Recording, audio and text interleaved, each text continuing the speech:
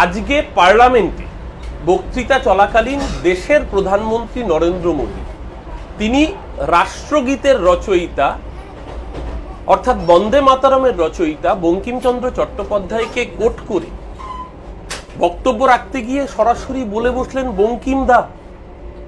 দেশের প্রধানমন্ত্রী বঙ্কিমচন্দ্র চট্টোপাধ্যায়কে বঙ্কিম দা বলে সম্বোধন, আমরা আর কত বাঙালির আর কতদিন এই অসভ্যতা, এই অসহিষ্ণুতা, এই অসম্মান মেনে নেব?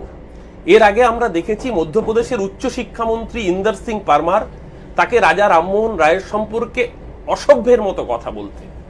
রাজা রামমোহন রায়কে ব্রিটিশের দালাল বলছেন কারা? যারা নিজেরা ব্রিটিশের দালালি করেছেন।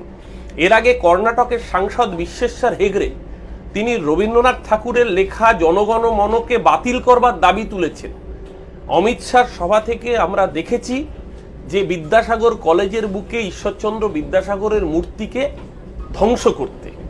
আর আজকে বঙ্কিমচন্দ্র চট্টোপাধ্যায়কে বঙ্কিম দা, বাঙালিকার কত অপমান করবেন আপনারা?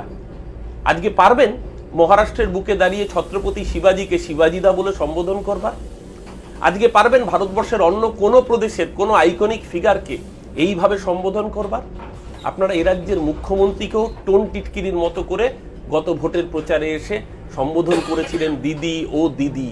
বাংলার মানুষ কিন্তু তার জবাব দিয়েছিল। আর আজকে যারা বঙ্কিমচন্দ্র চট্টোপাধ্যায়কে, এই বাংলার গর্ব, দেশের গর্ব, যে বন্দে মাতরম স্লোগান আসলে আপনাদের রক্তে রয়েছে, স্বাধীনতা সংগ্রামের বিরোধিতা করা, তাই পার্লামেন্টের ভেতরে বন্দে মাতরম নিষিদ্ধ করেছেন।